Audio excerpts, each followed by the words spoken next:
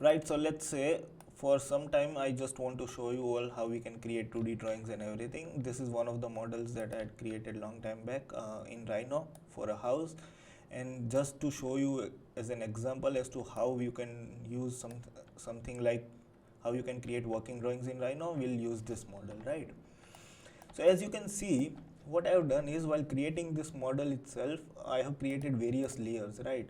So for example, let's say in this first floor layer, I have something called base slab, right? In the second, I have something called step blocks, then I have walls, then wherever I have used marble or a stone, I have put it everything in that particular layers, right? Then if I go in, then I have various subdivisions as well, right? Where I have created model for, let's say, living room, and then stair windows, clay pots, everything, right? So this is all in the first floor. Now these hierarchies you can create in Rhino, right? So for example, let's say if you want to create a new layer, I'll create a new layer over here, and I can enter third floor over here, right? Now what I can do is, if I want to create a sub layer for this, I can just click over here and it will create a sub layer for me, right? So like this, while modeling itself, you should create various layers, right? Whatever, let's say you're placing something in elevation or something like that, right? So the typical way I use layers is, I use layers floor wise, right? So something on floor, everything on floor 1 will fall under one category, everything on floor 2 will fall under second category, right? There are people who use layers in terms of material, right? So for different materials, they have different layers, right? So everything like glass is placed in one glass layer, everything like concrete is placed in one layer, brick is again placed in another one layer, right? So something like that.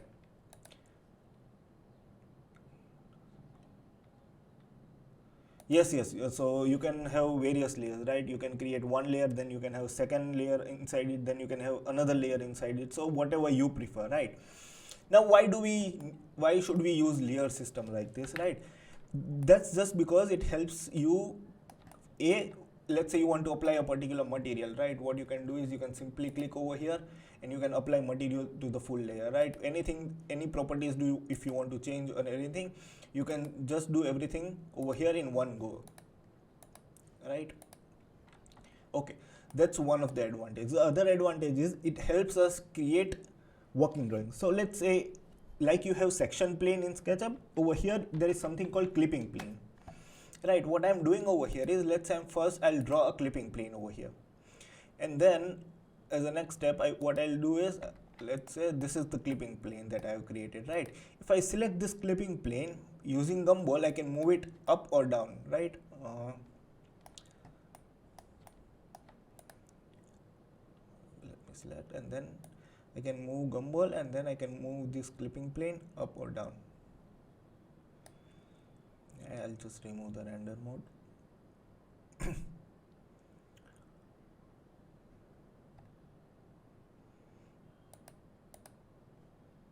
Just give it a second. So basically, yes, it's the same thing, right? You have clipping plane over here in Rhino, which allows you to create it's basically a section plane, right? Right, so you can move it up and down like this. I'll go to shaded mode, and again, yes, shaded mode is a little lighter, so yes, you can create sections like this.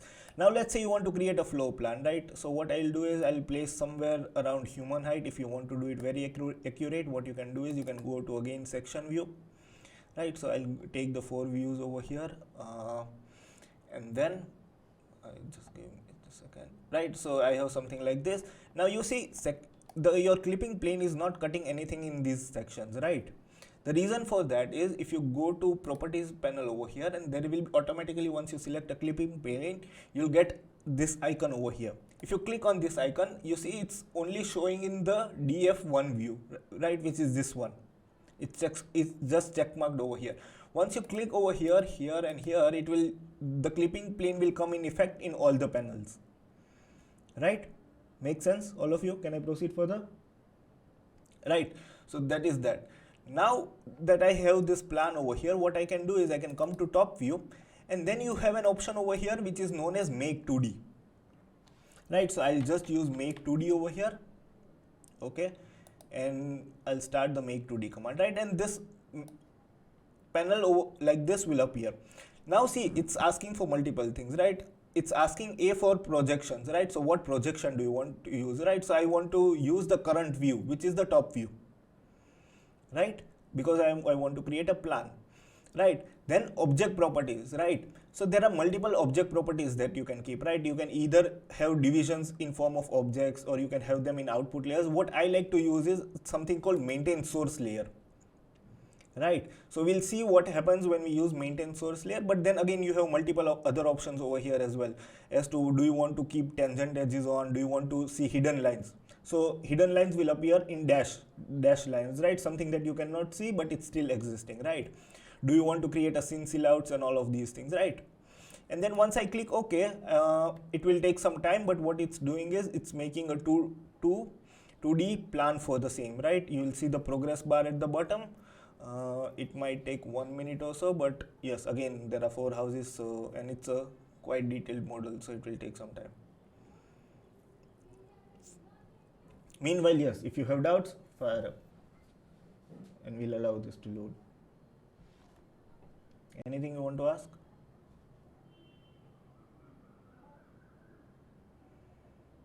No? Okay. So yes, it's yes.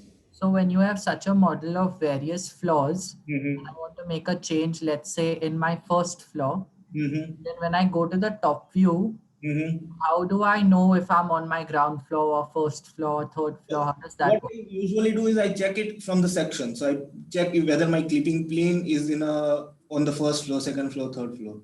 If I'm not working with a clipping plane, then do I have to work with okay, so in the plan you will see everything. You see all the elements. It's not like you are seeing the slices or something, right? So I have to switch on and off layers so that I can only see that. You can on and off. You can group them. You can turn layers on and off, but that's it, right? In plans, the layer is on, it will be seen.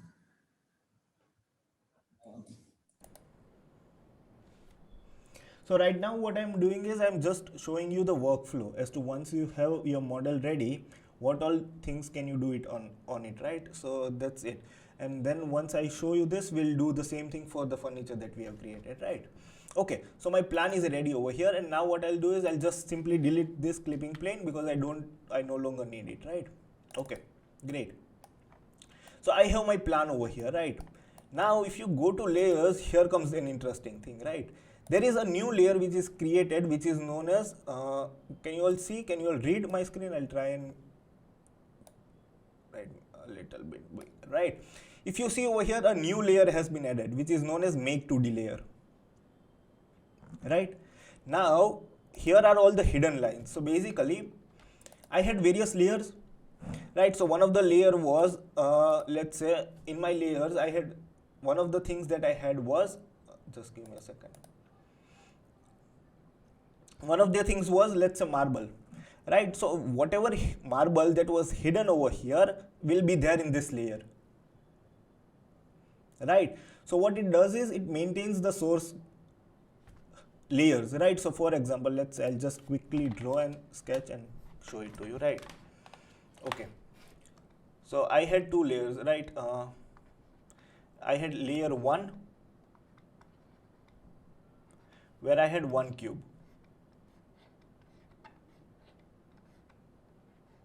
right? I had layer 2 which had another cube on top of it, right? Now if I place my clipping plane over here like in a section form, I will get something like this, right? This will be cut under layer 1, and this all 4 curves will be layer 2. You are getting my point, everyone? Yes, so I have this table with me, right? Now this table over here has layers, right? It has one layer which is known as ply, it has another layer which is known as glass, and it has this third layer over here which is known as metal, right? Simple 3 geometry. Now what I'll do is I'll just place clipping plane over here, right? So now I want to create a section for over here. So what I'll do is I'll go to this right over here, right part over here, and then I'll create a clipping plane.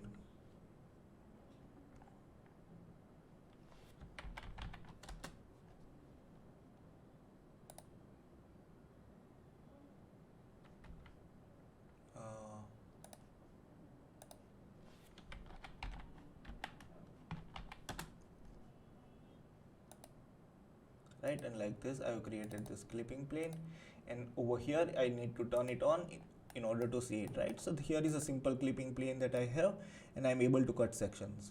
Seems good with everyone, right? Okay, so now I have placed clipping plane over here like this, and then what I do over here is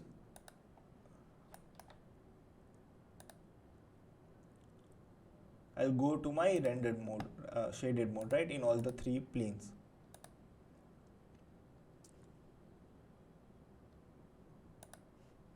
And then I'll just take my C plane again on top over here like this.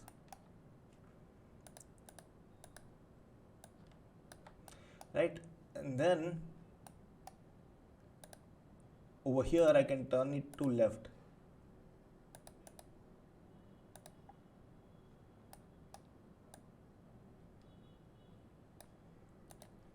And now what I need to do over here is I need to select all these views, right?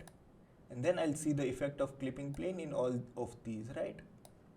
So if I turn it on back to right over here, you see I'm now seeing the section over here. Am I making myself clear? Yes? Okay.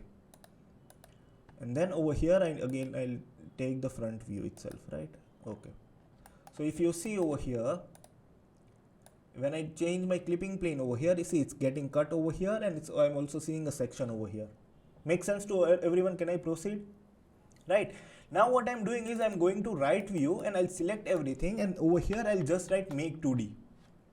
Right, just see on my screen for like 5 minutes, and then you can try it on your own, right?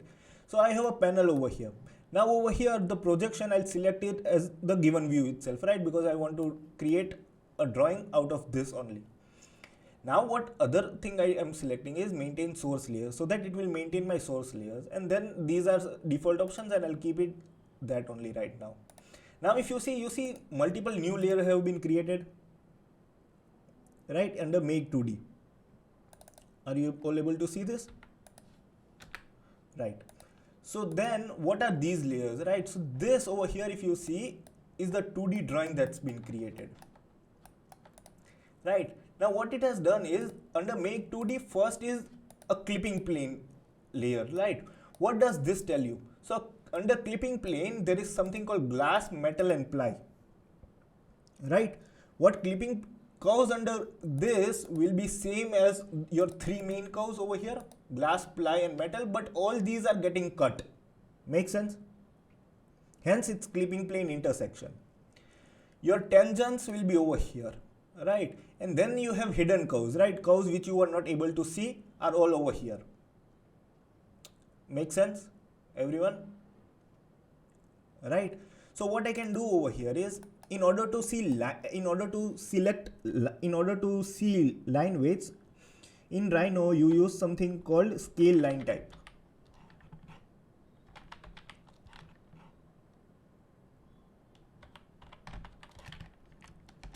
Right over here.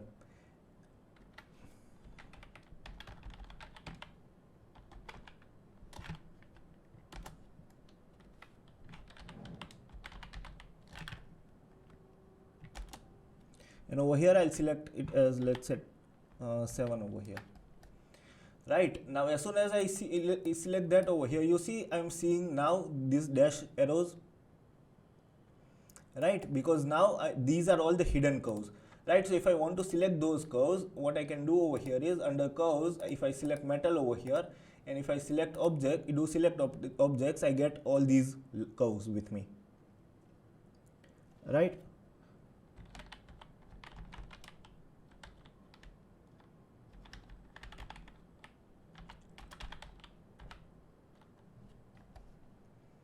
Okay. Can you all try this much? If you have doubts, let me know.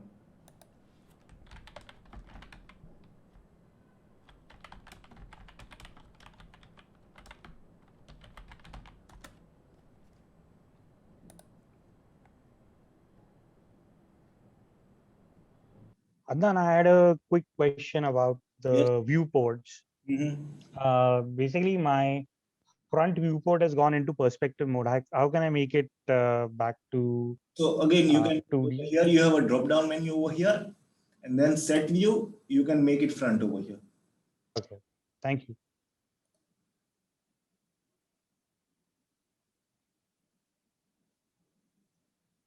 Got it. Okay.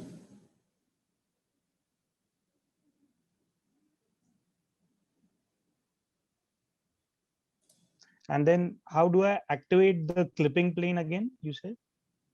Clipping plane again, as in all the layers, you select the clipping plane, and under properties, there will be this clipping plane option that you will have, and in that just check mark. Okay. Got it. Thanks.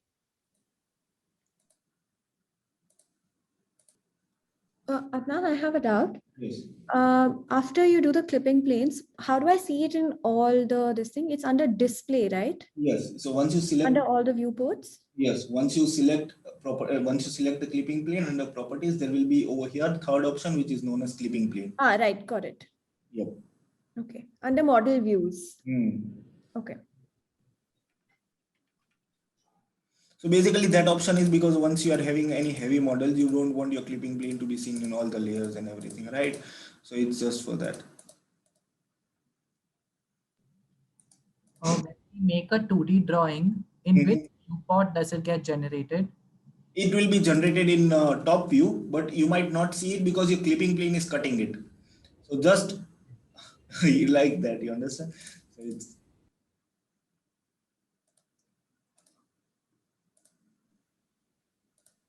Adnan, how can I get a hatch portion for the part which is getting cut? We'll come to that, Amod.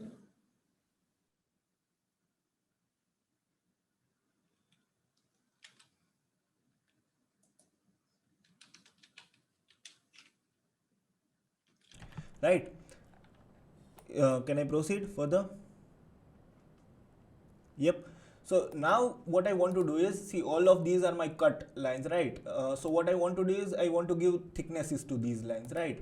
So what I'll do is I give cut glass a thickness of 0.3, right? What I'll do is I'll give cut metal a thickness of 0.5, and what I'll do is for ply I'll use something like 0.7 line weight, right?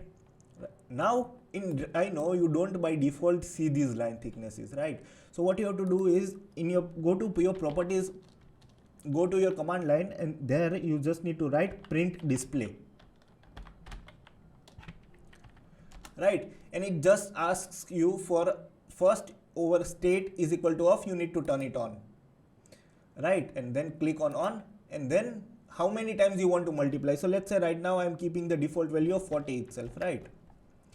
Now you can see I am now seeing these line thicknesses over here, right? Are you able to see it? Yep. If you want to increase that what you can do is over here print display, and over here you can keep it as 70, right? And now I'm seeing it further, right? So what it does is basically it just enhances the thickness on the screen so that you know it properly, right? Once you print it, you'll still have a thickness of 0.7 and 0.4 only. This is just for visually understanding, right? So it just enhances it by 70% or 80% or something like that, right? So what I just did was I changed my light thicknesses over here itself, right? I can also change color, right? So if my glass is there, I want to keep it dark blue and not light blue. My metal, I want to keep it as black, so I'll select a black layer, and then for my ply, what I want is I want dark brown, right? So these are all my cut layers. Can you see they are thick and their color is different? Everyone's clear? Okay. Now I'll go to this tangent over here and I'll see ki kya hai wo, right? So it's nothing, right? I'm not having anything over here, so I'll just leave it as it is. Now there is another option over here which is curves. These curves actually represent elevation. Make sense? So everything in elevation will be under here. So in elevation you have two layers again, metal and glass. So this is metal in elevation and this is glass in elevation. So what I want to do is I want to use very light gray color for glass and a little dark gray color for metal in elevation. So I'll change that, and then I'll keep their line thicknesses as let's say 0.18 and 0.13. Everyone's good till here? Are you understanding? Right. And then I have these hidden lines over here, and hidden lines, what I'll do is I'll just keep it as black, dark black, right? And then all of these are my hidden lines basically. So I'll keep it dark black, metal over here, right? So my actual section is ready with me, right? So the full idea is once your model is in a given layer, it becomes very easy for you to create 2D drawings out of it. Make sense? Yes or no? Okay, I want all of you to try this. If you have any issues, just let me know right away.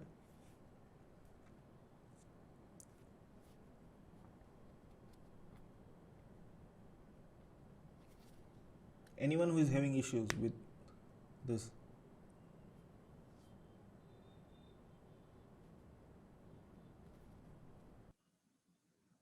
My line thicknesses are not coming up. Can I share my screen and just show?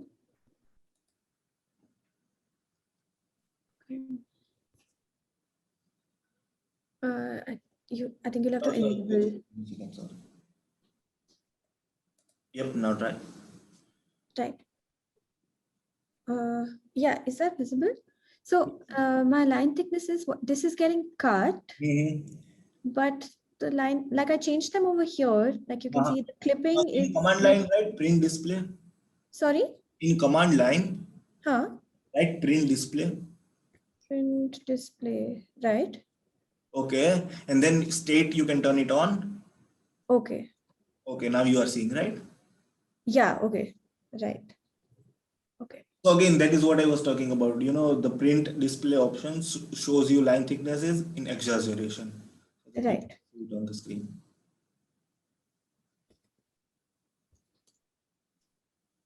Adnan, Yes. I'm not getting the correct layers in my drawing. Okay, share your screen. Yeah.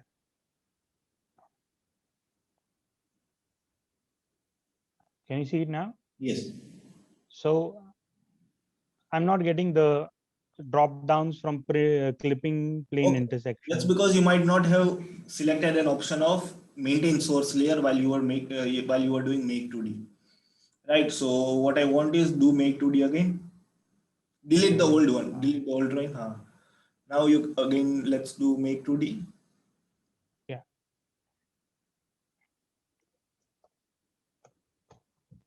No. First, Amod, you need to select. Okay. Select everything now. Press enter. Okay. Now you see there is an option over here in the middle which is known as maintain source layers. Yeah, okay. And now you have layers. And then it was so Maintain what source. was the Make 2D. Sorry.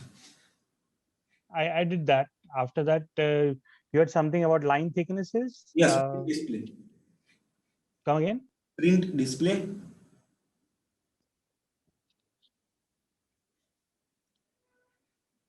Yeah. And then state. Click on state. State is on. Yeah. Okay, and then yes, enter. And the But ones for the again, in order to see line thicknesses, you'll have to also edit it in layers panel, right? So you'll have to give some thicknesses first. Right. So. And then pen left from bottom. Okay. Where there is default written. Yep. Yeah.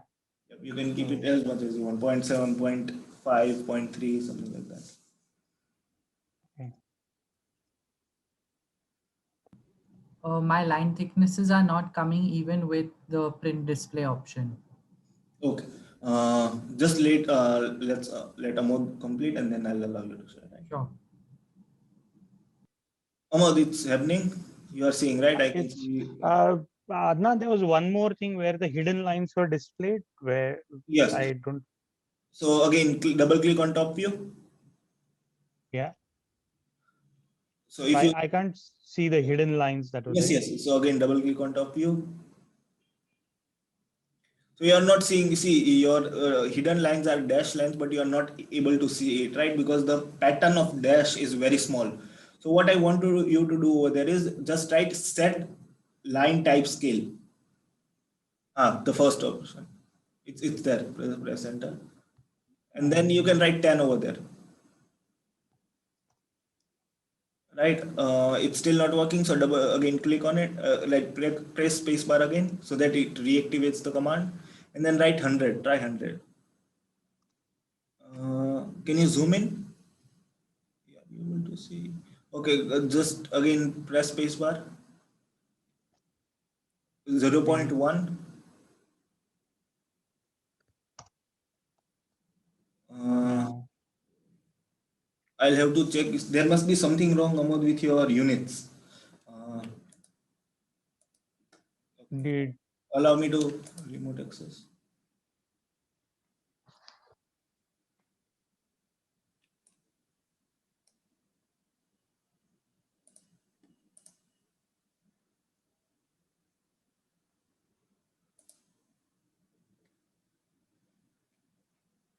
Amod, there is nothing in hidden curves right over here. I think again that's because you might not have kept it on. Give me a second.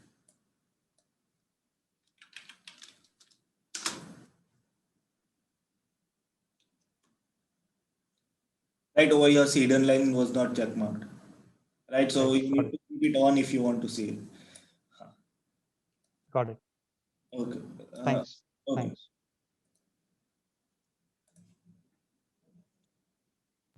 Yes. Can I share? Yes, go ahead, please.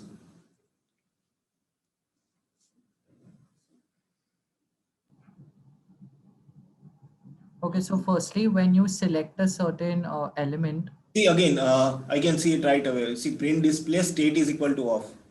Okay. Click on. Okay. Okay, great. Right. Great. And then again, your line thicknesses are too much, right? Yeah, I exaggerated it because I couldn't. You are trying, right? Yeah, cool, done. Okay. Can I proceed? Everyone's good till here? Okay, perfect. So again, yes, you have your Rhino PDF. I have selected Rhino PDF over here. Over here, I'm selecting an A3 drawing, right? If I want it in portrait form, I'll select the portrait form.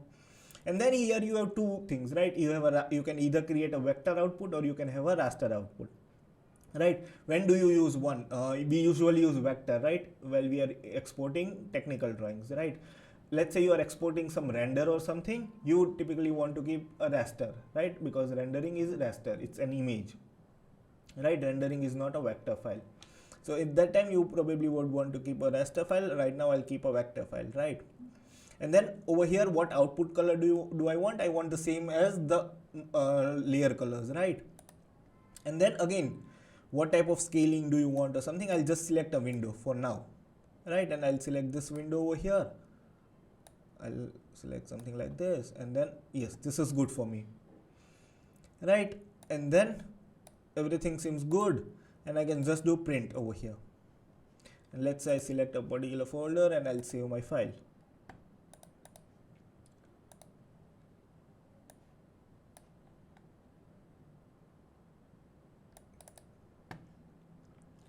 And here is the file that I have, right? So I have created my first technical drawing like this. Seems good? Okay, just try it out and then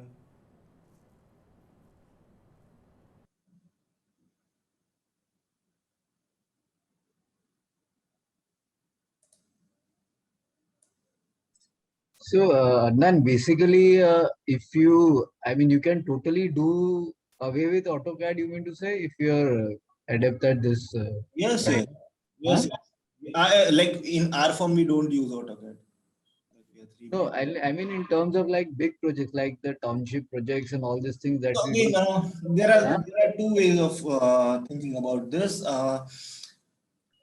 If you just want to use it for creating technical drawings or something like that, Beam is much more preferable, right? You can use Revit, ArchiCAD, FreeCAD, whatever, right? Okay. Because all of these things will be much better with that one. But what Rhino allows you to do is it allows, see, so according to me, if you are taking Beam and if you are just interested in the creating a 2D part, like the technical drawing part, Rhino is almost 90-95% there, right? What Beam can do.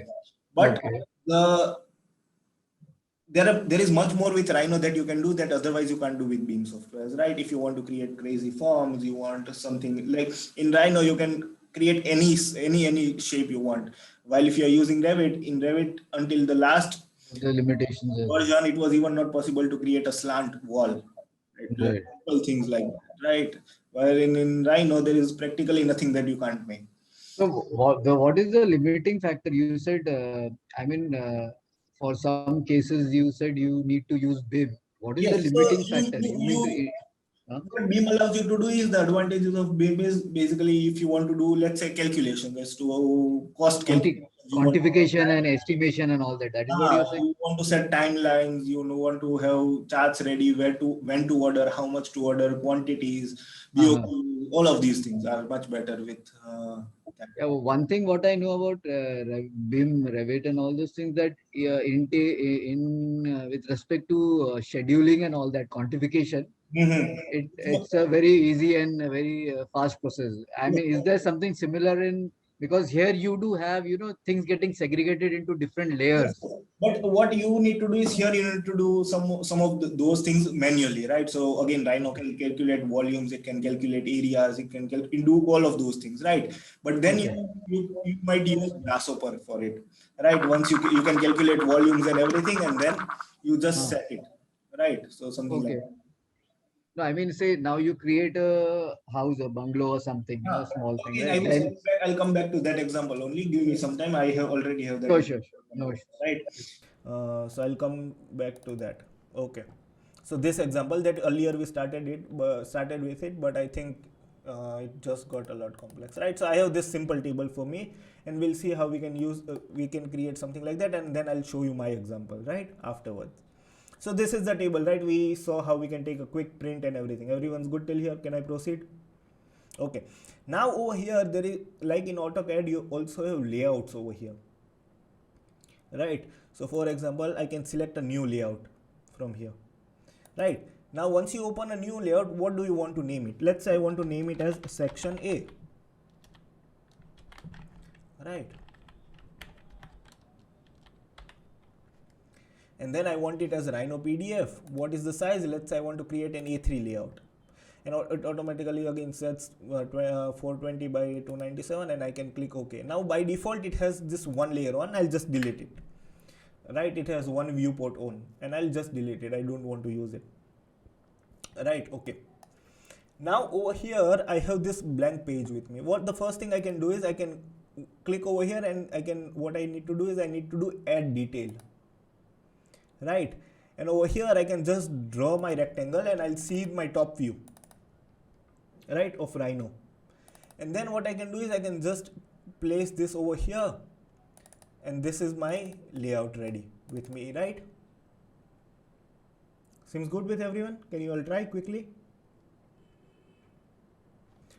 See, for people who are using it for the first time, it might get a little complex, but yep, I strongly believe you'll all be able to do it, right? Okay. Adnan, I have a doubt. Once you got the default window and you deleted it, what did you do to get this particular? I went over here and then I did add detail. Okay. If you want to add a detail that's in your front view, how do you do that? Okay. So I can also scale this detail over here, right? If you want to add a new detail, I'll just add a new detail over here. Sorry, before doing that, I'll do add detail over here. And then over here, there is something called projection. So if you click on that, it will allow you to select any projection you like. Right. Right, slowly I'll cover all of these things. How do you give scale to the new detail? No, you can just select the detail outer rectangle and then scale it. No, I meant like a drawing scale. Oh, I'll come to that. Oh, you double click on it and then you can zoom in, zoom out. No, like 1:5 or 1:10. That I'll come to that. Okay. Okay. Can I proceed? Yep, now coming back to the scale, right? Once I select detail in my properties bar, I have something over here which is known as scale over here, right? So 1 millimeter on page is how many millimeters in model, right? So let's say if I want to have a scale of 1:10, what I'll do is 1 millimeters on my page is equal to 10 in model, right? So that's the scale of 1:10. Once I click enter, this drawing is now in scale, right, on an A3. Seems good? And then let's say I want to use a scale of 1:2. So what I'll do is 1:2 over here. 1:2 is too big. I'll use 1:5. Let's say this seems good, right, on my sheet. So what I can do over here is I can again scale my window because I don't need this big rectangle. And what I'll do is I'll use scale 1D, right, over here like this, like this.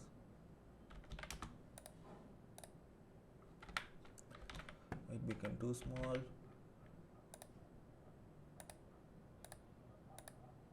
Right, this seems good, and then I'll also scale like this.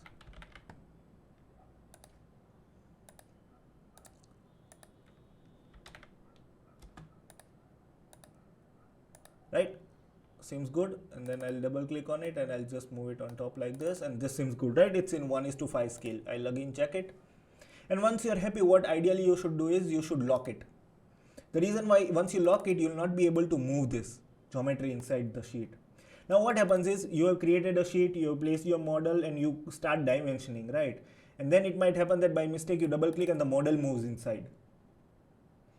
And then you have to basically redo the dimensioning process, right? Rhino 6 is smart enough to catch dimensions, but still you'll always miss 4 or 5 dimensions, right? So it's always a good idea to lock it.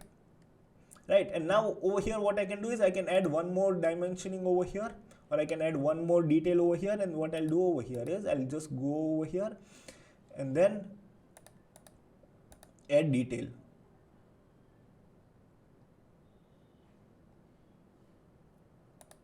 Right, I need to come out over here and then I need to add a detail over here, and I'll create another rectangle over here, and this time I'll use the top view, right, as it is. I don't want to make 2D or something like this, right? I'll just place my top view over here and I'll again use scale of 1:5 over here. And this is a small rectangle for the top view, so what I'll do is I'll arrange it on the sides, right? And then I'll scale it up like this. I need to scale it further, so I'll do something like this, and yes, this seems good. Everyone's good with this much? And then I'm not worrying about my creating good layouts or something right now. And then what I'll do is I'll do another add detail over here. And over here, what I want to do is I want to do perspective view. So what I'll do is I'll do add view over here, projection, perspective view, and then over here I'll just click my perspective view, right? So I'll create one more rectangle over here, and then over there I will place this perspective view, right? Seems good? And then if I double click over here, right, I can also change the mode over here. So over here I would like to have a rendered mode, right? So that I can just explain to the carpenter well that this is how it's supposed to look. Seems good with everyone?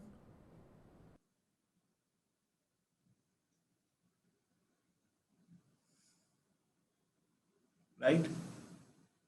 Can I proceed further?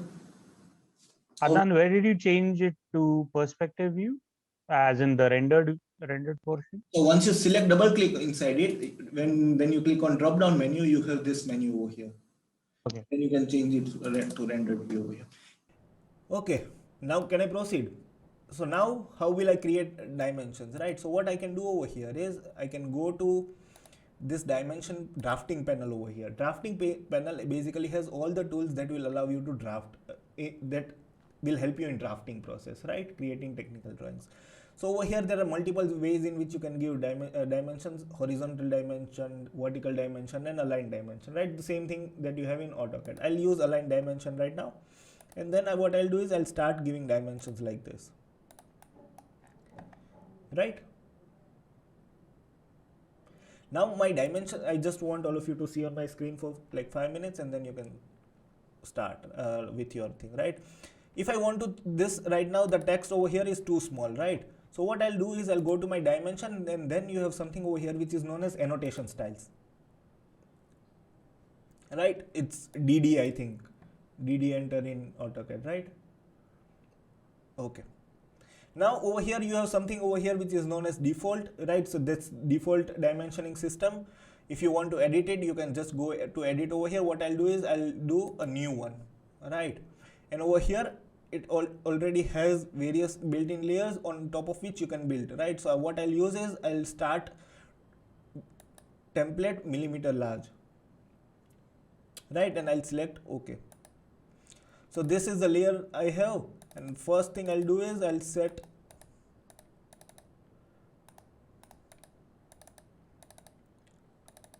right over here, and once I go over here I can start editing this template, right? So let's say first I'll make this layer name on my name, so that I'll know in future that this is the dimensioning layer that I'm using, right? Or you can use, let's say, millimeter underscore furniture, right? So this is the dimensioning style you would always want to use when you are having furniture with you,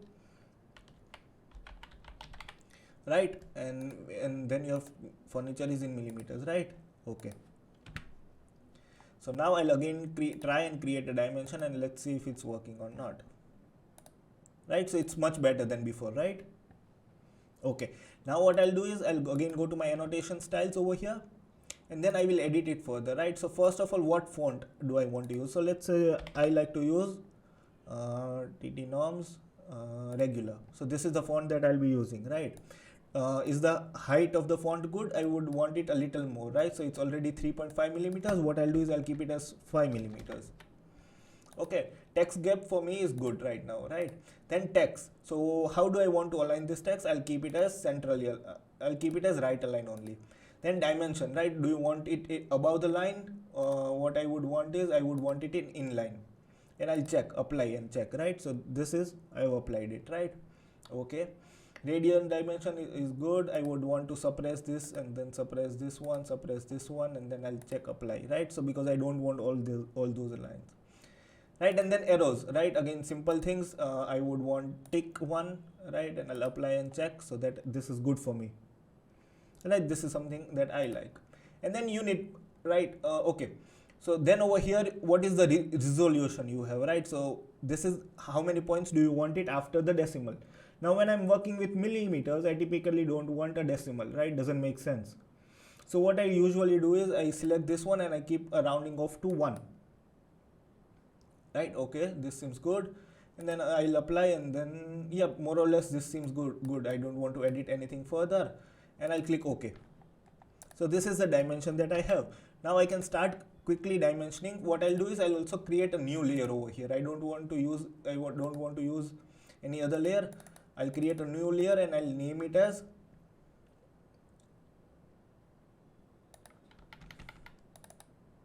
name it as DD, and I'll keep the color of that as red one, right? And I'll be working this in this layer, and then what I can do is I can start giving dimensions, right? So this is 970, this is 930, this is 930, right? And then I can also give the same thing in sections. So what I can do is I can use always smart track. So I'll just clicked over here, and this is 735. Then I can click over here, and this is 18. Now this is going outside. So what I can do is I can change the center point, and I can take it on the top like this, right? So all these small things, right? Whatever you prefer. and then I have something like this, and I'll just give the measurement for my glass, right, which is 6. Right, what you can do is you can also use your perspective. I usually don't give dimensions in my perspective view, but if you prefer, please go ahead, right, something like this.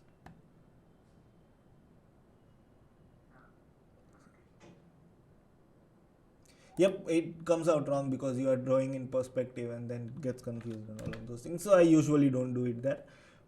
I keep Question I had, Adnan, out here is now this 18 mm that you have dimensioned, right?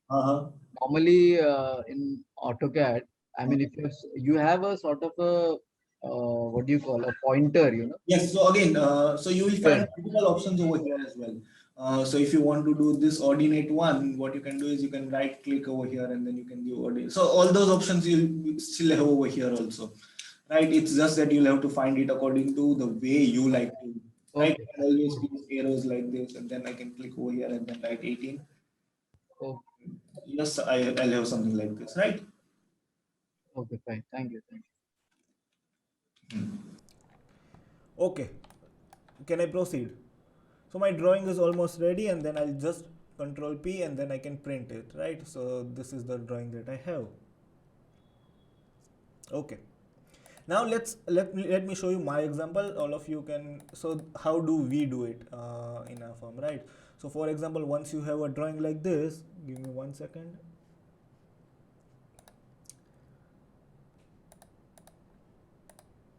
So what we typically have is something like this, right, where we have all our plans sections like these ready, and then what we can do is we have these templates also ready, right? We just need to change all of these things, and then you can simply place your plans like these, right? So you can have dimensions like these, and these are center line plans that we have, and then if you want to give side dimensions, whatever, right? And then the drawings that you can create over there is something like this, right? So this drawing is created in Rhino, right? This is created in Rhino, right? This is also created in Rhino, right? And then so multiple drawings, right? I'll see if I can open all of them. So this elevation is again created in Rhino, right? Sections also created here only. So yes, basically everything you can create multiple panels like these, right, for your drawings. Anything you want to ask? How you have XREF in CAD where you can link drawings to different files. Is there anything like that in Rhino? I think Rhino 7 has that built in. For Rhino 6, I'm not sure. Like 99% I know it's not there, but I'll still have to check. HRFing only these 2D drawings is not there. There is something which allows, like there is a plugin that allows you to use Rhino, that allows you to link Rhino files, the full Rhino files, but I'm not sure as to whether it loads or doesn't load or something like that. How computationally heavy or light it is, I'm not sure about that. Cool.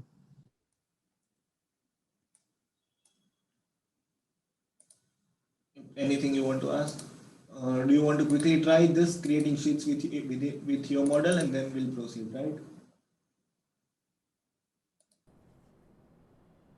Okay, so just that I found. So basically, this is the various. So again, this is the file that I was talking about. So basically, this is ground floor ka plan and everything, right? This is first floor, right?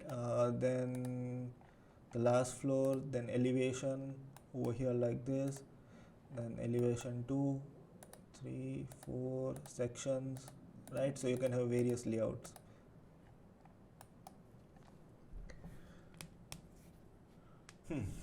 And then again, all the things, right? You can attach key plans, key plan over here, and then you don't need to attach something. You can just place a detailed view, right? This is a detailed view in itself, right? That I've just made it small and all of those things,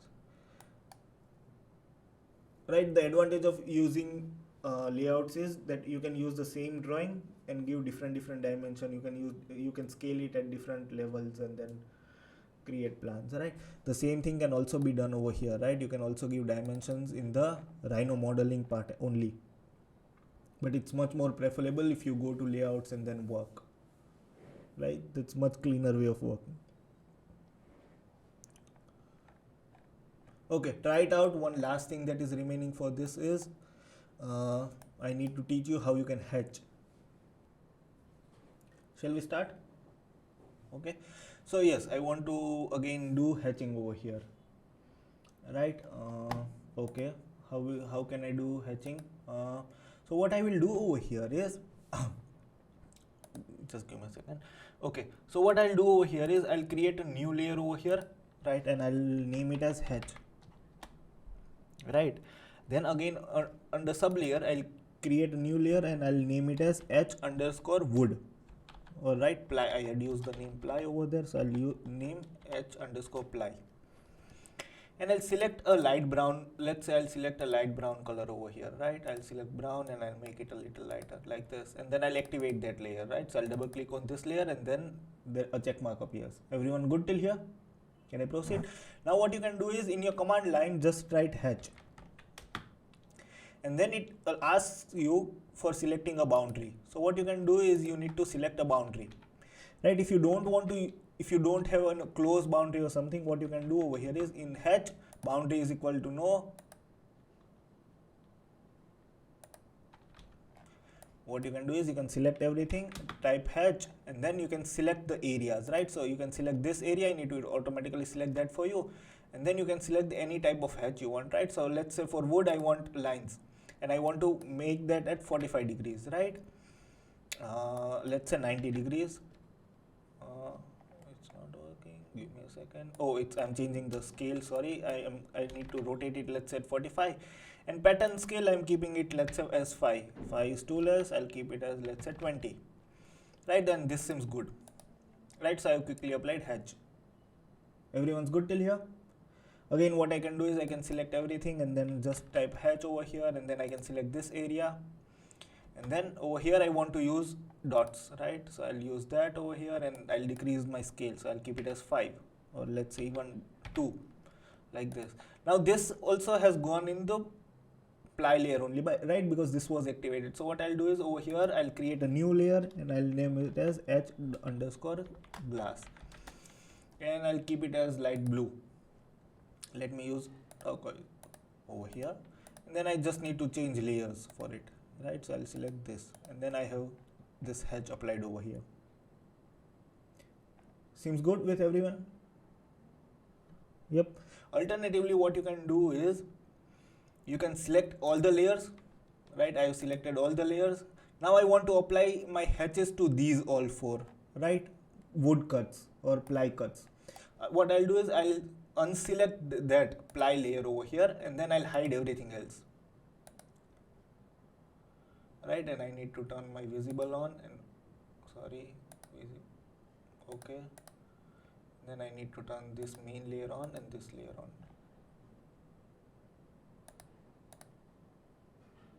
and then clipping layer on. Oh sorry, it was in metal layer, my bad. Sorry, I forgot. I'll select the metal layer, and then I'll select this clipping plane 1, 2 and 3, right? And then I'll turn off everything else, right? And then because this is an active layer, it will remain on. So if I make this active, I can also turn this off, right? So I have only these cuts over here, and then I can write hatch over here, and then I can quickly hatch it, all of them, right, at a time, like this. Seems good? And then I can turn back all the layers on. Then if I want, I can just change the hatch pattern over here, right? So what I will do is I'll just select all of these hatches,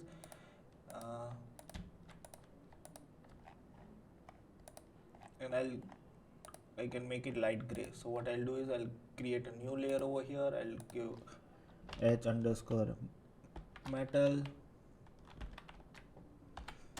and I'll turn it light gray.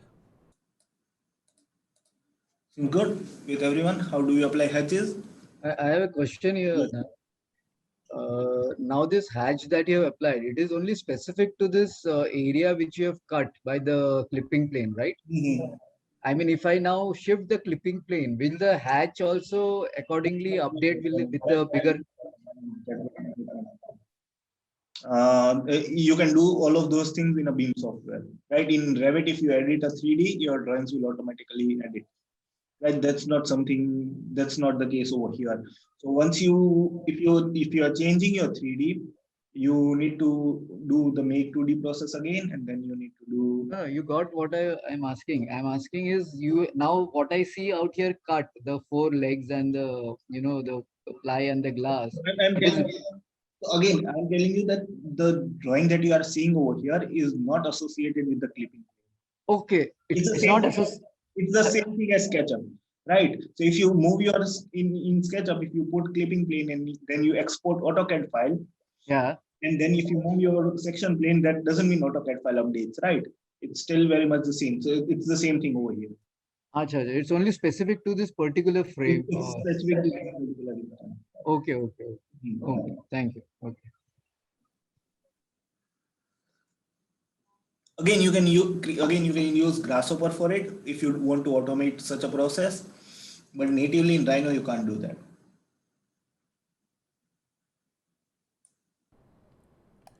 Everyone's done till here. Can we proceed? Okay. So yes, let's see. You have done all of these dimensions, transformation tools. Now one thing which is remaining is how do we do rendering, right? Okay. I have this over here, my table ready with me. Now what I'm doing is I'm going to C plane. I just orient it to the world top, and over here I have something called rendered view, right? Now if I want to render this particular table, what I need to do is there are two ways of doing it, right? More than often not, you don't want a final production quality render, right? So what in that case, what you can simply do is you can do Control P over here, right? And then over here, see, I'm seeing this in lines, right? The reason is because over here I've selected it as a vector output. You can't export a render in a vector output, right? What I need to do over here is I need to take it as a raster one. Make sense? And then what I'll do is I'll just print, right? And then it will create a PDF for me, right? I'll go to PDF, right? This table PDF for me, right? So this is the basic render that you have. Everyone's good with this much? The other better way of rendering is what you can do is there is an option over here which is known as render panel, right? So first you should go to render properties, right? Once you go into render properties, like you had properties for annotation, you also have properties over here, your rendering view properties, right? So you have this over here. What is the size of the render that you want to create, right? So if you want to have a custom size, you can click over here or something like this, right? I'll use 1920 cross 1080. Make sense?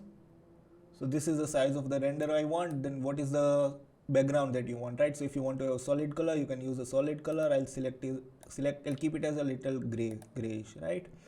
And if you want to use a HDRI environment or something, people who are good with renders, HDRI environment or something, you can use something over here, right? And then what sun settings do you want, right? So if you want your sun to be on, you want to create shadows, you can turn your sun on, right? So I'll just use sunlight over here, and then I'll just change my sun settings, right? So I'll keep it as manual. I'll keep it as manual. I want it as day, right? This is all good. And then this is my position of my sun basically.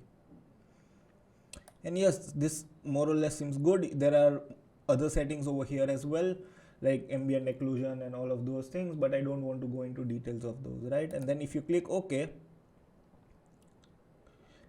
the rendering properties are saved. And then what you can do over here is just simply go over here and then click on render, which will then start rendering engine, right? Like this.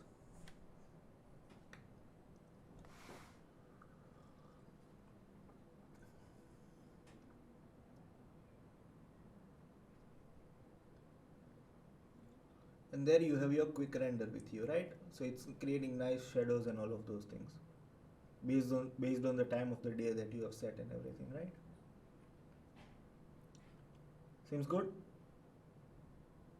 Okay, and then again I can save it. I can save it on my desktop over here, and then I can name it anything I like, and then save. Right? Okay. I'll give you 5 minutes. Yep. So again, what you can do is, before even going to renders, you can type sun over here in your command line, right? And then before doing that, you can go to display over here and just turn on shadows, right, from there. So just give me a second. Over here, display, make sure that shadows are on, right? So it is showing you shadows now in your perspective view. And then what you can do is, you can either have it as manual, or you can have it as, you can give environment and everything, right? So if your manual is off, what you need to do over here is, you need to mention location, right? So let's say I'm mentioning my location as India, right? So I'll go over here. So again, what time of the year do you want, right, from here? Time of the day you want from here, right? Location, you can select it from here. So let's say I want to use India, so I'll search for India, and this is India, right? And then yep, so basically that's it, right? So in India, at this particular time, you will have a shadow like this. But in terms of like the actual shadow itself, like the softness or the, Okay, so all of those things, a little of those things, you can change it over from here, right? If you go to render properties, if you change these, where is studio, lights, render curve, surface. So again, all of these options, if you change gamma and all of those things, a little bit of those things you can change, right? But again, see, in Rhino, Rhino is not a specific software made just for rendering, right? The rendering abilities of Rhino are nowhere near to what you get in 3ds Max, or let's say Lumion or V-Ray or something, right? Again, you can use V-Ray with Rhino, right? You have V-Ray with SketchUp, right? But this, we are talking just about the default rendering engine of Rhino itself, right? And this is what you get with Rhino, the default render, like you have default render in SketchUp. got it. Thanks. But the material quality or nothing, you'll never have that, right? So if I want to show you the difference between two, give me a second, and I'll find two examples of the same thing, Rhino rendered versus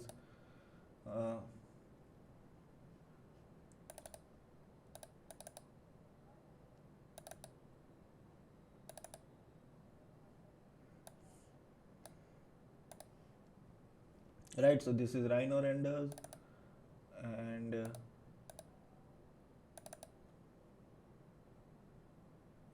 just 1 second.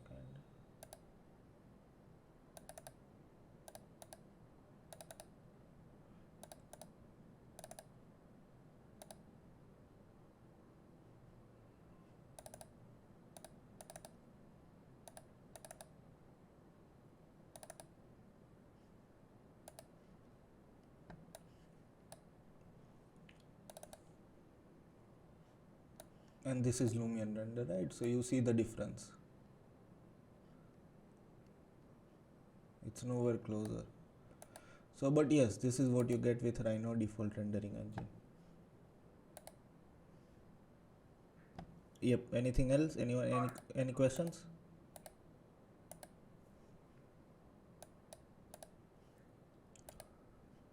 Can I proceed further?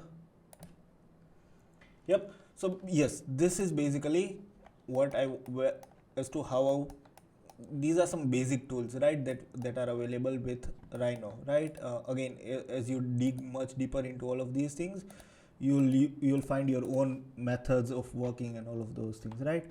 Now we have like half an hour, more than half an hour with us. let's take an introduction of Grasshopper, right? You can put your laptops on side, and then let's discuss Grasshopper.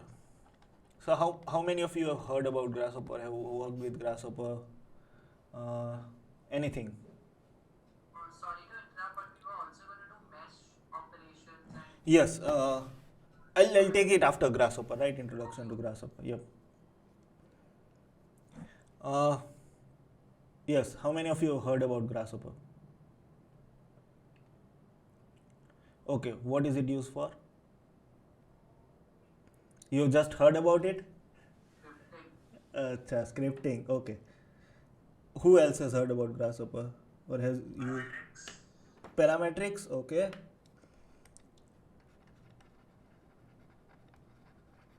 So basically, see, what was the earlier process is, if I open my Rhino, let's say this one.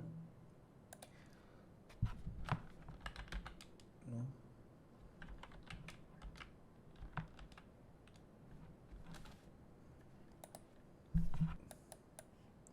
So this is the Rhino panel that you have, and over here you have your sorry, this is the Python panel and the Rhino script syntax layer, right? Panel, right? Over here.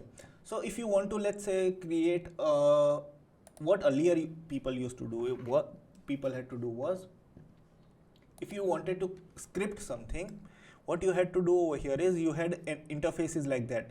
And if you wanted to, let's say, create a circle, what you need to do is you need to write rh.circle, and then you mention coordinates, right? X, Y, and Z.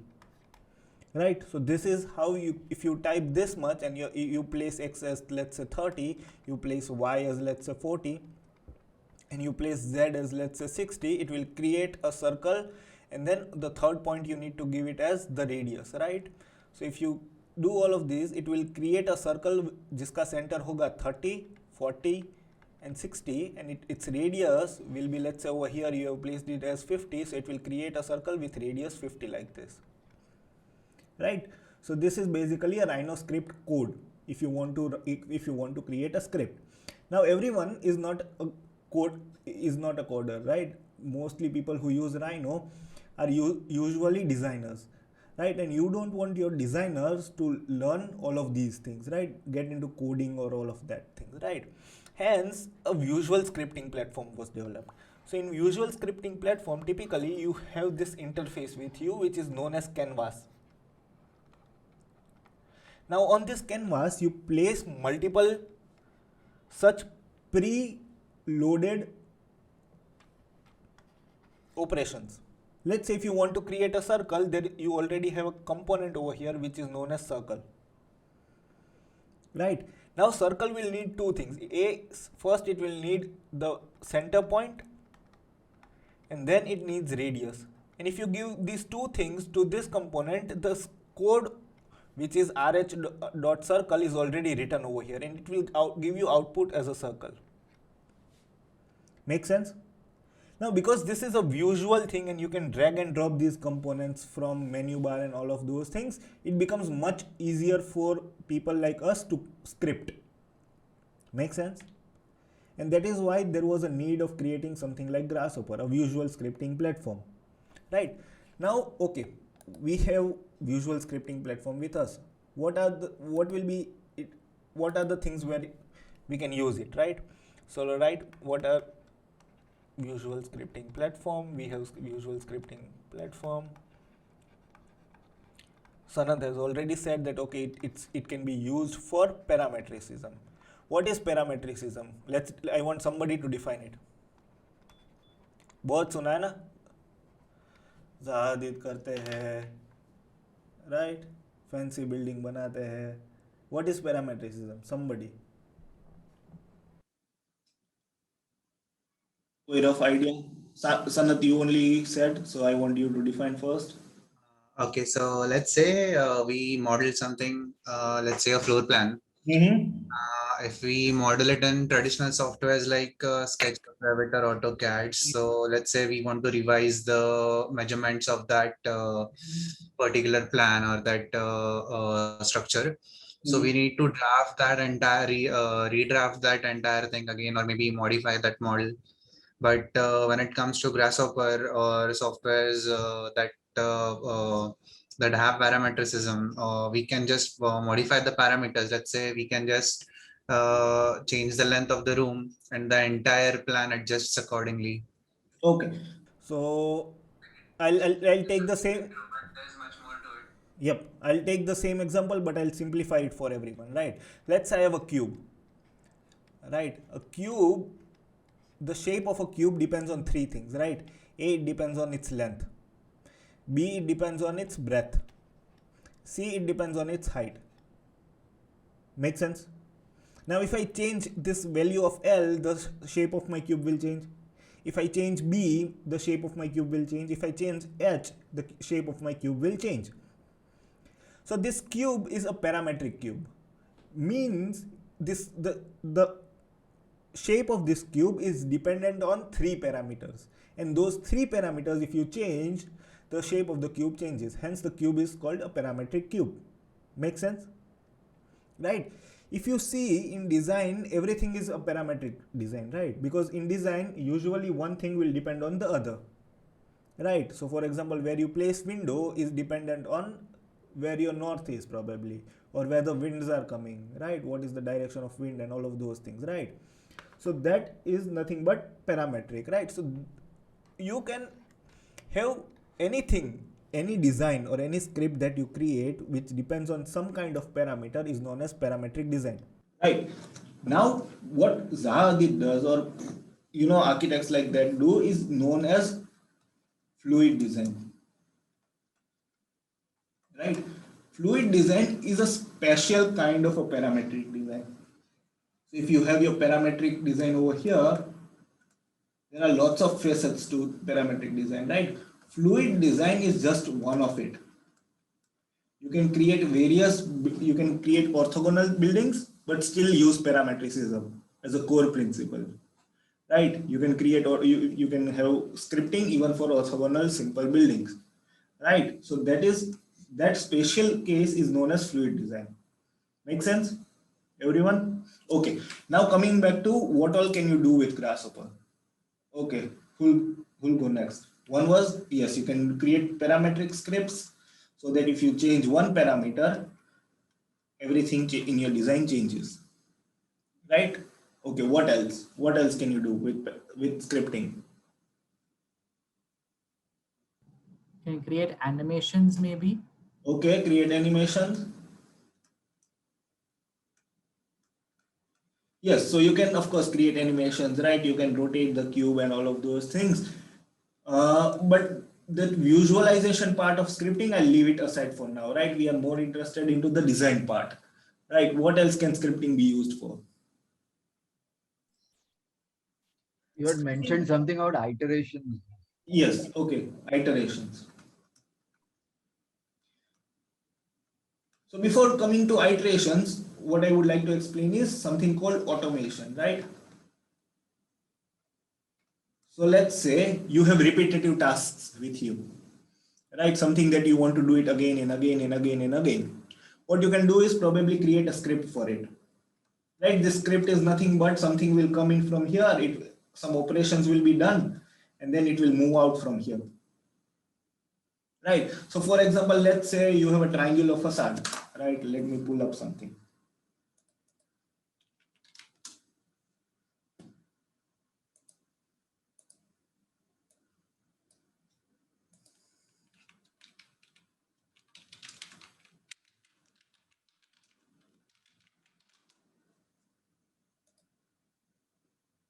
Okay, so you have something like this.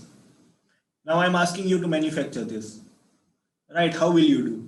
You will have to sit and measure each and every of these triangles, right? You'll have to sit and measure each of these triangles, right? Now, if you do this process, you'll get crazy, right? So what you can do is you can create a simple script for it. Right? How will you create a simple script for it? So what do you tell Grasshopper to do is that, hey Grasshopper, what you do is you select first triangle, measure its L1, measure its L2, and measure its L3. Once you are done with measuring L1, L2, L3, move to the next triangle and measure L1, L1, L2, and L3. And then go to another triangle. And then do this process continuously and then just put everything in an Excel sheet so that I can send it to a CNC guy. Right? This is process of doing repetitive tasks with Grasshopper. Make sense? Okay. Now coming back, so this is where an automation, something like automation, we can use Grasshopper. Now coming to iteration, right? Again, iteration is nowhere part of the first workshop. We are going to do everything based on iterations in the second workshop, but still, just to give you a brief idea about it, what you can do is, let's say you have a room with you, right?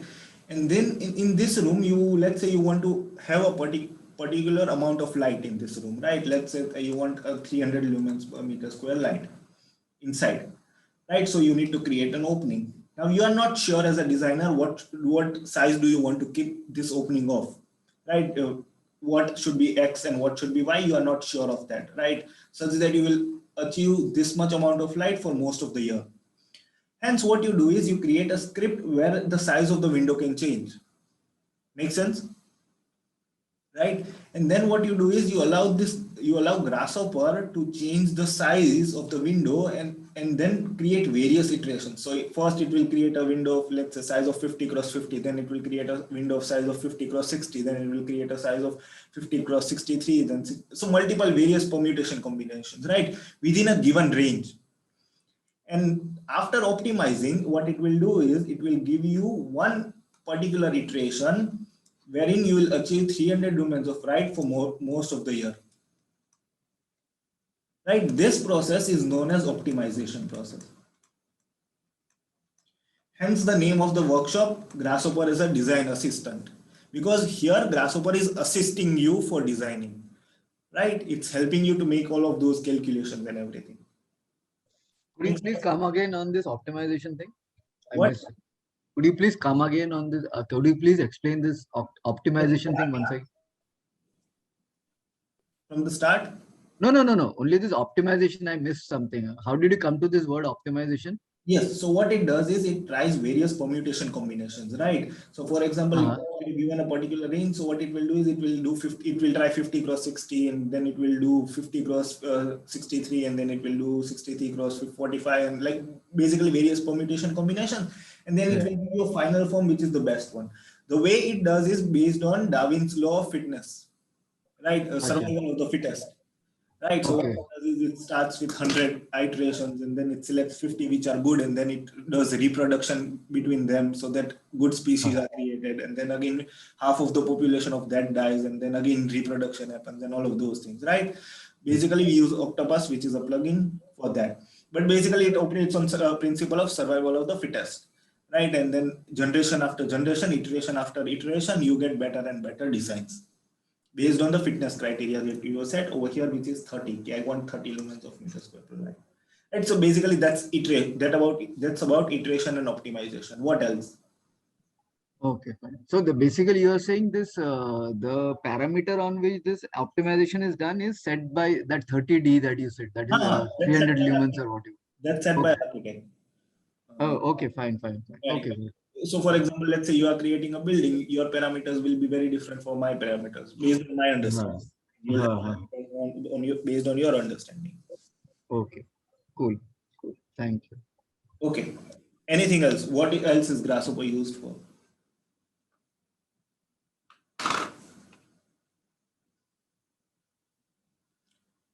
So think. What else would you want to do? Like what else in your life would you want to, like how do you want to make your life easy by learning a tool like this? What is something that you are currently missing in SketchUp or let's say AutoCAD or something like that? अगर ऐसा कुछ हो जाता तो मजा आ जाता यार.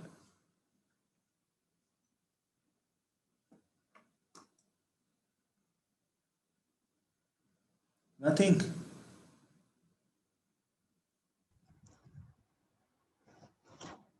Adnan, Yes. It's out. Sorry, yeah. Sorry. Go on. Yeah. So I would personally like to learn how to get catenary shapes and Okay. those organic Wow, great. structural shapes. Great. So Grasshopper, what it can do is, of course, it can do calculations, right? Because once you are scripting, you can calculate. And once you can calculate anything, right? I can calculate the wind loads that are falling on a building. I can calculate the physics stimulations, right? I can calculate how much gravity will apply. I can check how much, what will be my final shape if I am using this much of gravity with this much of wind load. So basically, what Grasshopper can calculate, simple, right? It can do physics simulations for you. It can do solar calculations for you. It can do wind calculations for you. It can do any kind of calculations that you can think of, right? It can do rainfall simulations for you, everything based on calculation, right? Anything you can find an equation for, it can do it for you, right? You can again calculate volumes, you can calculate areas, you can again create scripts for finding out costs and everything, right? So yes, Grasshopper is a very good calculator. What else would you want to do? Production ready drawings or elements.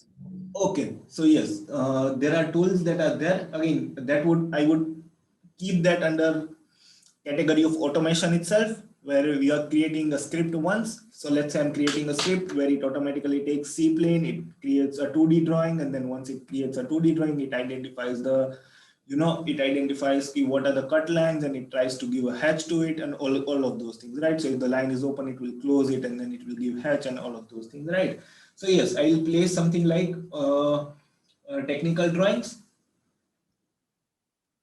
under automation itself, right? What else?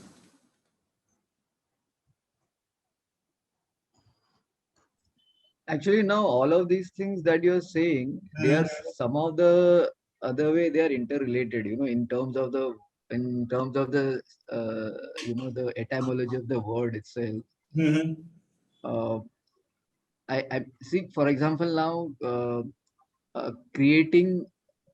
Say I create how if you see the old city of any of the traditional, say Jodhpur, if you take.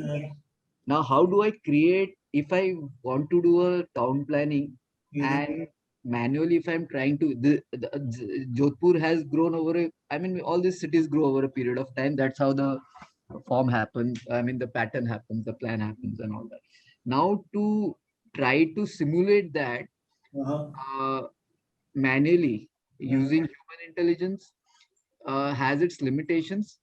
I don't know, probably Grasshopper, when you have, where you're having this concept of iterations and everything. One iteration you said that it selects and then it freezes that as far as the 300 lumens and all that. Another iteration, I don't know whether I'm using the right word. But another thing is that now I have a layout of I want to create a town plan and to get some character of like the old city. So I develop a script by which automatically the plot sizes are divided into such a manner that I get that sort of a randomness or that sort of chaotic order which is there in the old cities. Yes. So I use this. I don't know. I'm just Yes, for that you can use something like Grasshopper, and then you can use optimization. Something which a human. The limitation for me at the most, I can create 50 plots of different sizes trying to generate that sort of a character. But if there are 1,000 plots, then my limitation is there. My time limit is a lot of things are there. Yes. Idiosyncratic things are there. Now I use a machine. I use a language like Grasshopper script, which automatically does this randomization plus, but has this order in it. And gets that sort of a interesting character. I don't know. Correct me if I'm wrong. I'm just. I would like to add in a point. Yes, please go ahead. Grasshopper is a tool which in which we can see visual nodes. So basically works on the principle of drag and drop. So we don't need to remember syntax, which we usually need to rote learn in Yes, very true. scripting or maybe hard coding something. Very true. So yes, again, that's the start of it, right? So Grasshopper, if you are using Grasshopper, you usually don't need to do all of those things, right? Like you don't need to remember code ki rh dot circle dot ye tha, right? Again, it's much more easy. The bad part about it is if you really know to script things well, you can create scripts very quickly, right? Because you are typing. Versus in Grasshopper, because you are connecting arrows and everything, it's a little time consuming process. Moreover, it's computationally heavy as compared to coding. That has changed a lot with Rhino 7. So what earlier it was working on single core, now it's working on multi cores. That's changing slowly and steadily, but yes, still it's slow, computationally much more heavier. Okay, I was trying to pull 2-3 of my projects, but I'll show all of them tomorrow. Right, what we'll do right now is we'll start with a very simple script and then we'll end the day. What I want all of you to do is open a fresh session of Rhino and Grasshopper, and we'll create a very simple script for today, right? Just for starting.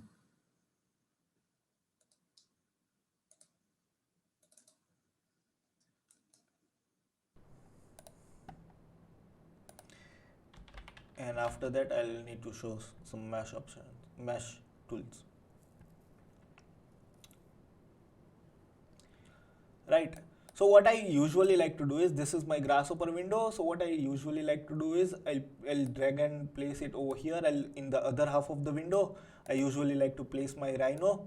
And then over here, I'll just remove these property panels, because while I'm using Grasshopper, I don't need this panel. Is everyone good till here?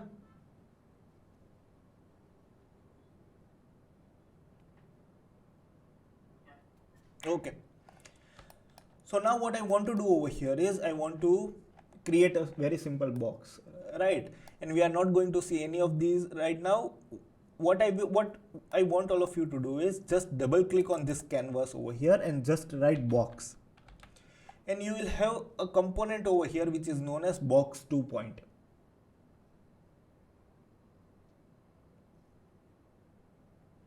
Right? Select that particular component.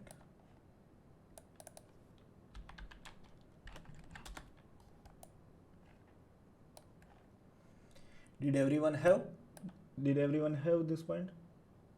Component मिल गया सबको ये वाला? Yes or no? No? Okay.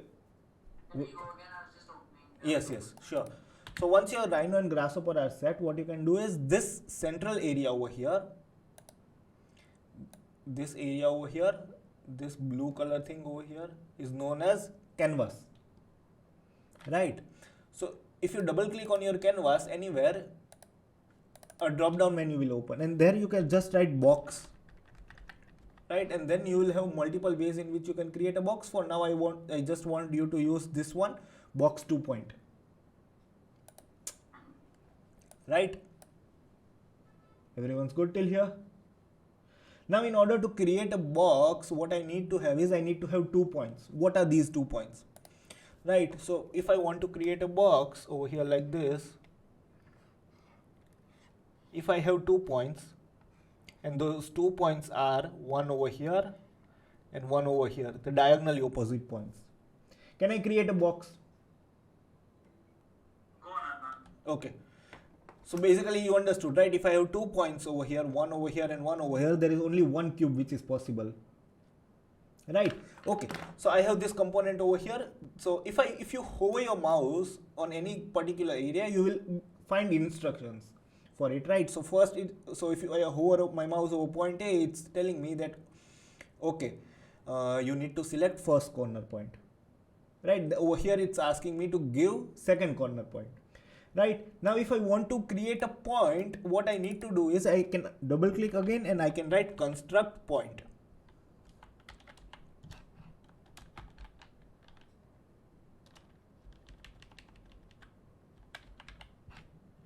Right, and I will find this command component over here, which is known as construct point. Right? Is everyone with me? Whatever I'm selecting is just coming as a box with a small rectangle in it. I Yep. can't see what you're... Okay, would you like to share your screen? Yeah, sure.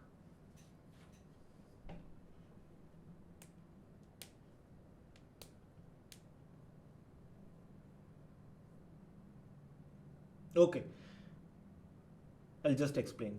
Stop sharing and then I'll explain.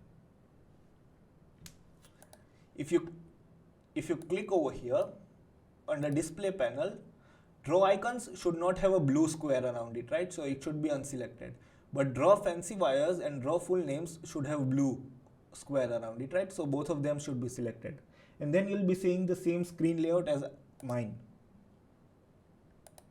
Right? Seems good with everyone. Can I proceed? Sorry, but I don't see it. Okay. Again, can you share your screen? Sure.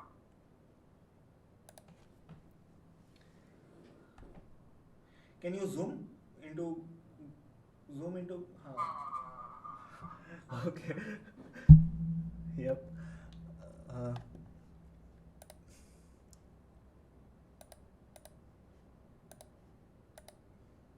Right. Okay.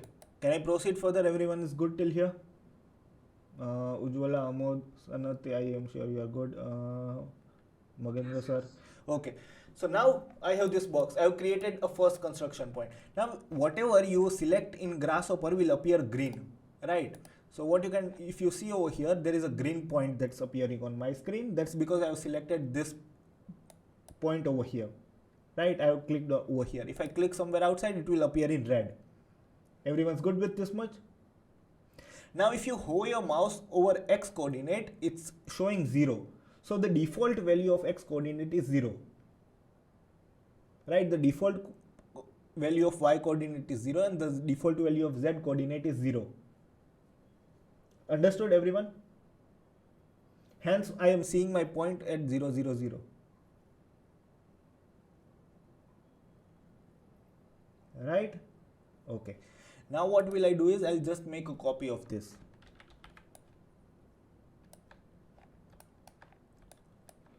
Right? And once I make a copy of this, I'll have another point over here. Now I don't want to have the value of X, Y and Z as 0, 0, 0. So what I can do is I can double click over here and type number slider.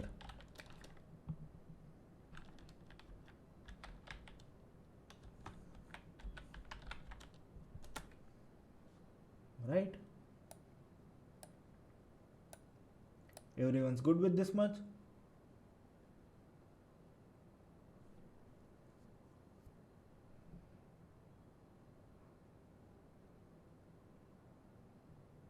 Can I proceed? Now the number slider, if you click over here, you can change the values of your number slider, right? So typically when you create a number slider, it goes from 0 to 1. Right? If you want to edit your number slider, what you can do is you can double click over here and this will open a pop-up window. Right? So first of all, it's asking for a name of a number slider window, right? So if it's fine if you don't change it. Right now I want to change it, right? So what I'll do is I'll write X over here so that I know that it's a number slider which is controlling my X coordinate. Seems good? Okay. Now who will tell me what are real numbers?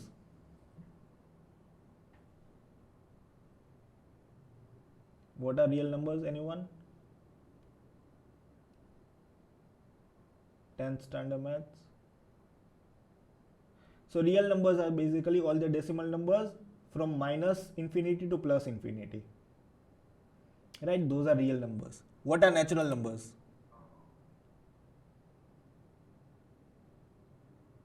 Anyone?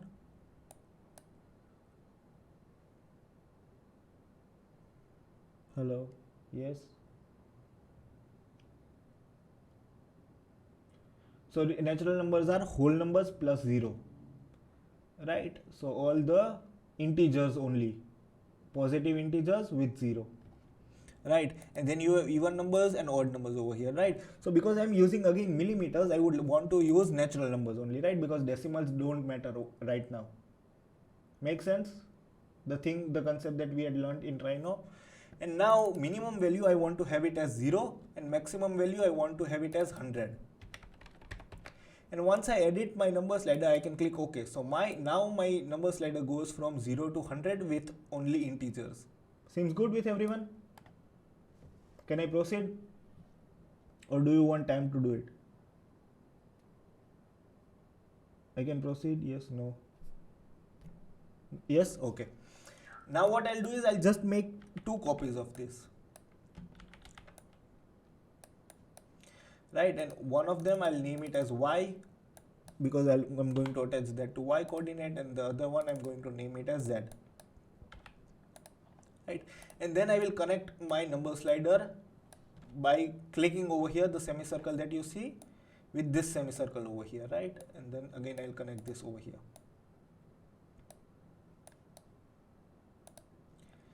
And then if I click over here, I'll see my point in green color. Now because my number slider values are 0, 0, 0, it's still at the origin. Right, I want all of you to see on my screen for 5 minutes and then you can do, right? So again, because currently my number slider are at 0, 0, 0, it's at the origin. But as soon as I change my number slider, you see this point is going forward in X direction. Can you see? That's because I'm changing the value of my number slider. Now if I change my value of Y number slider, it's going in Y direction. And then if I change my value of Z direction, it's going up. Make sense?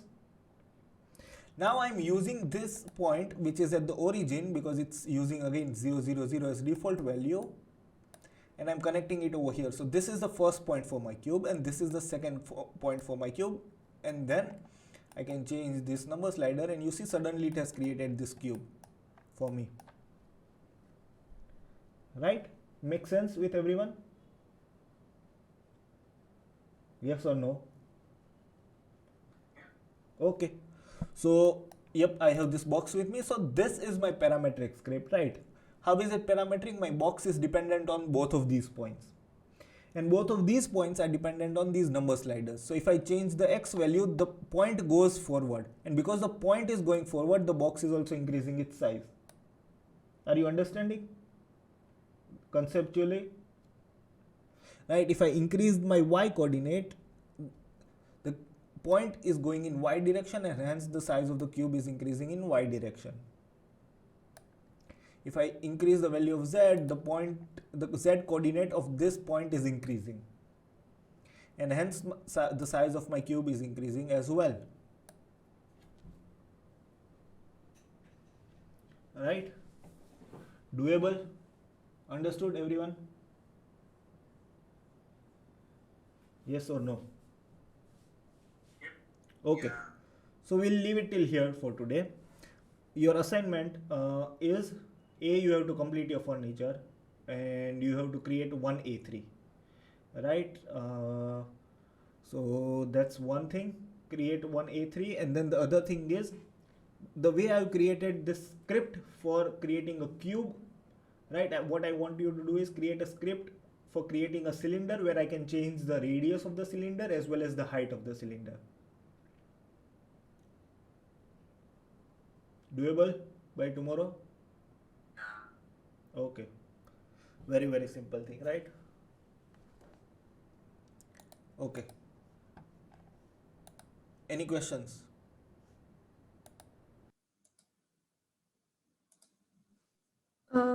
Adnan, I had a doubt in the furniture. Uh-huh. While creating that, should I do that now? Yes, yes. Oh, okay. Just a second then. Yep.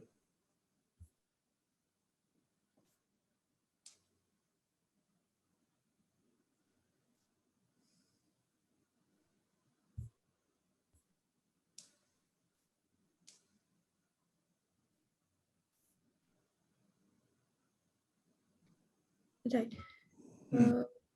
Is it? Yeah, it's sharing my screen then. Yeah. Right. I couldn't create, like, I somehow created this surface, but I couldn't create this surface. Plus, so I tried modeling a chair that's in my room. These surfaces actually like are not joined there. And I was like, I did a extrude curve along curve for this because the sweep rail wasn't happening either. So then I sort of just gave up because I didn't understand what was happening. Yeah. And I tried searching like how to create the surface. So I somehow created that along 4 curves, I think, like edge curves or something like that. But here I couldn't. Okay, just give me access. Yeah. So just a second. Okay. Yeah. Yes, it's just that annotation has also started and it's not stopping. Okay. I'm requesting it again.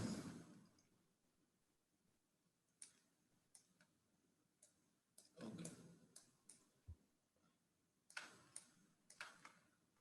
Yeah.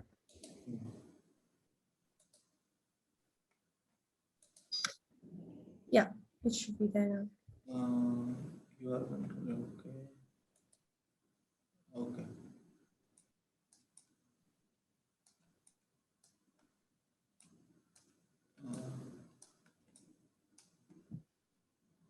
Gumball option.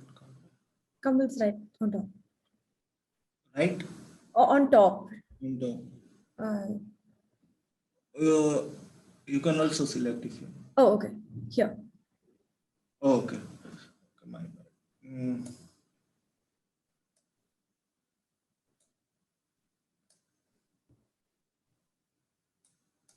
Okay. So how are you trying to join it? So what I tried to do was I tried to create a circle. What was the technique you tried and used it for joining? No, so I tried to do it directly using Boolean intersection first. So you should do Boolean union, right? If you want to join. Union, right. But it's not even extending all the way until this. And I like tried extruding it more, but then the curve wasn't extruding, like moving forward. Somehow Control Z is not working. So what you can do is, if you have something like this, you can find the center point and then just extrude it, right? One directional scaling, something like that. Okay. So that it just goes inside and then you can do Boolean union.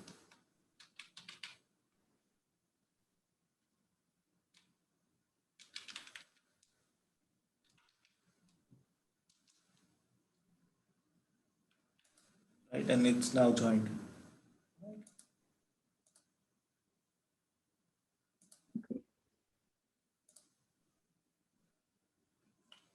Anything else? The surface on top. Okay. Like, because it like the chair has a, like, obviously it has a seat. Give me. So did you try loft? I tried loft, then loft didn't work for the top one. So I tried surface with 3 or 4, 2, 3, 4 edge curves, something. So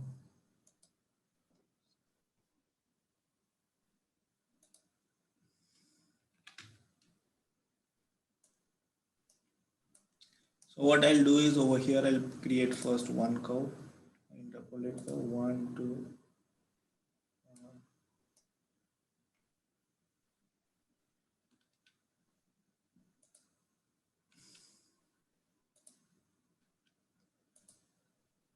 Oh, you'll have to like hover on that or long press it.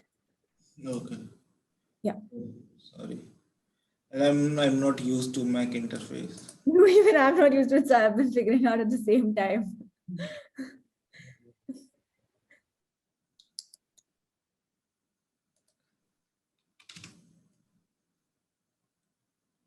Oh, you have to select point first over here. Go through points, interpolate, curve, one surface, conic, curve, parabolic, handle, curve.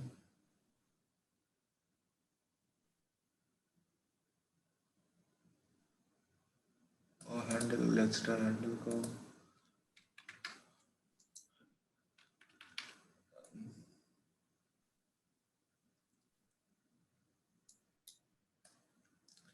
Okay, got it. So you can do it here. I can have a second point over here. I'll turn smart track off temporarily. Why is it not stepping to edge? And near, you should keep it on. So that is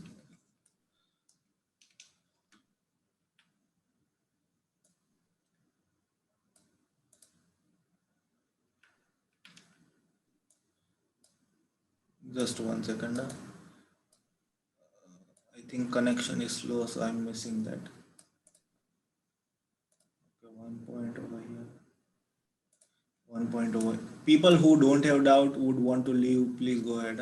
We are just solving doubts right now. So yes, usual. I've created this one curve over here. Then what I'll do is I'll create a second curve over here. Again, I'm doing the same thing.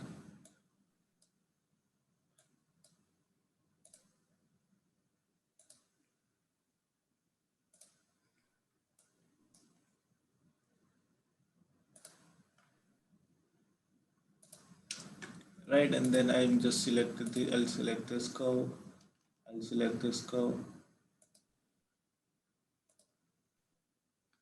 No, not this one. I'll select this curve.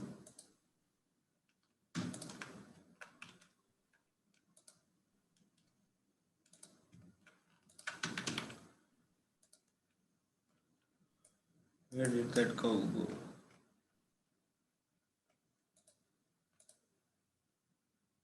Okay, so you understood my point, right? I think Right, yeah. you can just create two curves over here and just loft them. Okay, loft them. Okay. Okay. Just try it out right now itself, and then you know whether it's working or not. Anyone, anything else regarding furniture, creating 2D drawings, anything? Yeah, Adnan, I had a couple of questions for you. First one was that I'm not getting that dialog box that you always get when I am trying to do any particular command on my Rhino. So that's one. And second, I had, when I was creating the furniture yesterday, I was not able to give like smooth, the rounded edges to the furniture. So was there any way of blending it to blending two surfaces? Share your screen. Just one minute.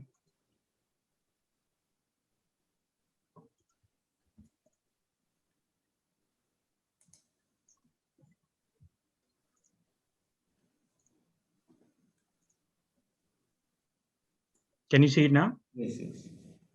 Okay, so first let's add dialog box all I think, right? I need to give me request. Remote control.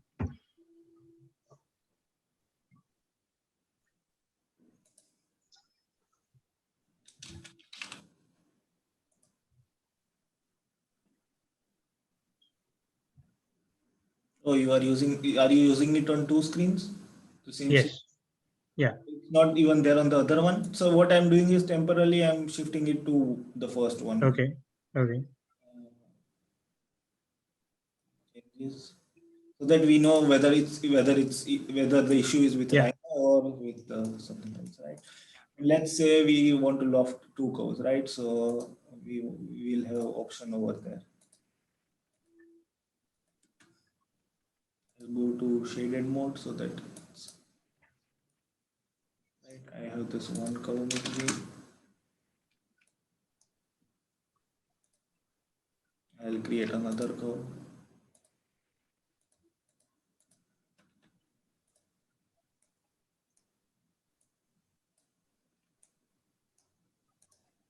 And then let's try and loft both of them, right? I'll select and loft. See, it's happening. It's there, right? It's, I think, something to do with your dual screens. It might be hiding the zoom app or something. Right. There is no issue with Rhino as such. Okay. Got it. Okay. I need to, is there any way to resolve it? Because when I minimize it with the other screen, it's still not there. So what you can do is typically check this taskbar, and there you, if you have it, means it's there, right? And then right click and try to maximize it or something. Okay, got it. You can press Alt or Tab, right, and then just take that window on top or something. Right, got it. Okay, thanks for that. Yes. Next thing. Next thing is I cannot like give rounded like soft edges to furniture, Okay, especially. show me an area where you want to give round edges. Okay, so let's say we go to this chair. You should do zoom select.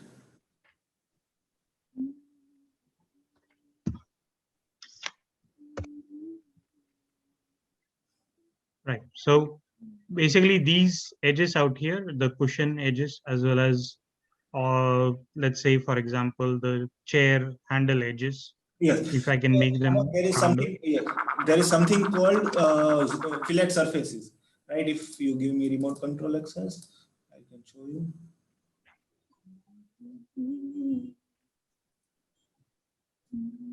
So if you just in your command prompt, if you write fillet surfaces, which is this option over here, right, it asks you for selecting the first surface. So this is my first surface. I want this to be my another surface, and you see it has filleted it by a radius of 1 millimeter. If I want to increase the radius, let's say I'll increase the radius so that over here I can change the radius to, let's say, 7. Yeah. And then I can select my first surface, my second surface, and then it has filleted, right? Got it. And then you can do the same thing over here. So let's say in wood, you want to give a fillet of, let's say, 2 millimeters. So yeah. I'll press 2 over here, then this surface, and it has this. No, those are the plain ones. So that in the same plane. Yeah. So yes, you got the point, right? Yeah, I got it. Yeah. Thanks for that.